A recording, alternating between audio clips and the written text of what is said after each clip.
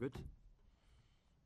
Good morning, everyone. Welcome to our pre-match press conference to preview our game against Brighton. We'll start off with Vinny from Sky. David, just over a year ago, down at Brighton, was your first away win of the 10 that you've managed since your return. Back then, we were talking about it being a crucial result in terms of moving away from the bottom. A year on, we're talking about challenging for Europe. How much of a sign is that of the progress that's been made? Well, we're really pleased that we've done so well away from home. We've needed to. Look, I think last year every game we had to win because we were trying to avoid relegation was huge, and to go to Brighton, who've got a brilliant home record, do so well down there. So it was probably not expected, but it was a great win for us last year. But we've all moved on since then. What is the message, though, to the players? Because effectively the run you go on now, given the platform you're giving yourselves, is season-defining. You're 3 points off 6th place, 4 points off 5th. Brighton, on the other hand, are just 3 points behind you. Yeah, I agree. I think that we're in a really good position, and we're, it's getting that consistency in the Premier League. I think, as you can see, all the teams are a bit the same. There's a lot of congestion. I think if any team could go in a 4, 5, 6 game unbeaten run or winning those games, I think it would make a difference to them. But it's very close, all the games. So we feel as if we could be part of that. We want to try and be part of it. What do you think has been the main barrier to you finding that kind of consistency that you want? Well, I think if you all watch Everton, you follow Everton, it should be no surprise. You have to think last year we weren't winning any games. This year we are winning some games, but to think that we're going to win all the games is probably completely unrealistic. I think where we've gone at the moment is probably exactly what we would expect in some ways. Do we want better? Of course we do. Do we want to be more consistent? Of course we do. But if you look at the Premier League this year, there's not that many teams been absolutely consistent all the way through because of the levels, and I think the competition this year's really stiff from so many different teams. What we have spoken about a lot over the past few weeks is lack of numbers in the squad, but you're obviously getting players back now. Michael Keane back after suspension adds to your selection decisions as well. Yeah, good. Get Michael Keane back. We'll get Jared Branthwaite made 45 minutes the other night. Kieran back. We're still waiting a little bit on Charlie Alcaraz and Tim Arabumu. So, but they're all certainly getting much closer. Are they fully fit? Are they really up to speed? Some of them not quite, but hopefully it won't take long.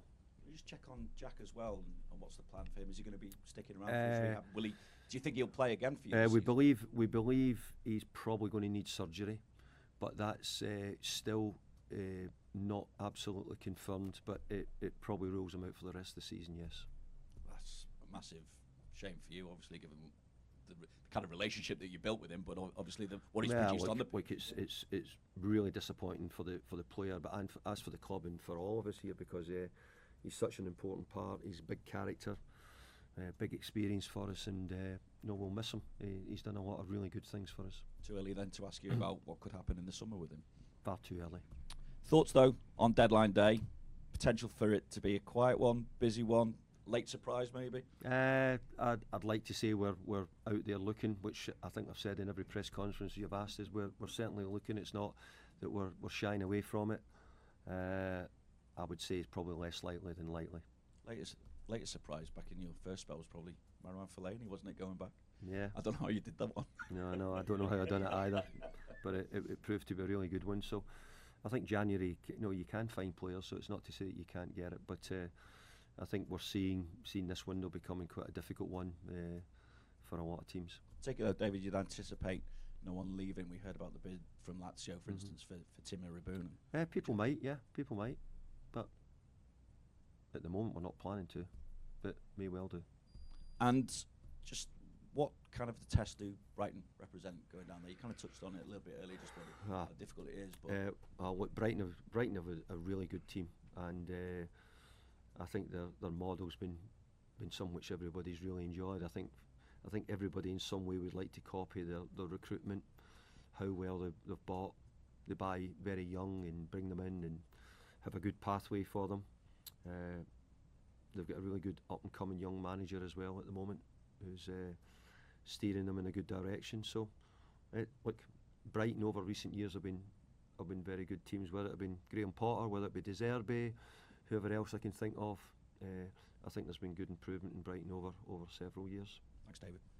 Thanks, Finny. We'll go to John T at Premier League Productions. Hi David, there. good to see you. You mentioned the return of Jared. How big of a boost was that? And you talk about Michael Keane as well. Your defensive unit's been fantastic, especially away from home. What kind of a selection headache is that? And are you a little bit nervy to almost break up that unit, perhaps, with players returning? Well, I've not said anything about breaking it up. You have. If you're talking about the players who we're bringing back, I'd say, yeah, look, Jared, it was great. We got him 45 minutes and got him back, and he certainly added much more calmness to us and his ability on the ball. His speed's really important as well. So he gives us those things. But Michael Keane's back as well, you know. So we'll enjoy having the competition, and we'll choose which we think is probably the best for the game. Another player, no doubt, you're enjoying is Tiano Barry, in fine form at the minute. What have you made of the progression he's made, and what's your challenge now to him to try and continue this form? Well, he has to keep progressing, because how he's played at the moment wouldn't be enough to satisfy me. He'll need to play much better. He'll need to keep scoring more goals. He needs to keep improving what he's doing. But I have to say, it's great that he's stepped up and come up with a couple of really important goals for us. Goals which won us a game at Aston Villa, for example, and then obviously a goal last week which got us a point. And speaking of strikers, leading the line potentially for Brighton, an old friend of yours, player that used to play for you for a brief period at United in Danny Welbeck, continues to get better with age, it seems. What have you made of his trajectory, and how much of a threat could he be to your side tomorrow? I'm really pleased for Danny, because he was a great lad when I had him at Manchester United, but and he's had to find he's had a bit of a journey.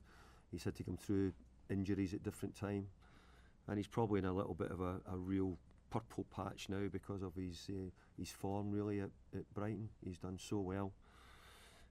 He's got that instinct of a striker, and someone who knows how to play the game and where to be in the right places, and knows how to link the play up for them as well. So Danny's turned into a sort of really good all-round centre forward, which he always was, but he's doing really, really well at this time in his career. Thank you, David. Best of luck. Thank you. Thanks, John T. We'll go to Julia at Radio Merseyside. Hi, David. Hi, Julie.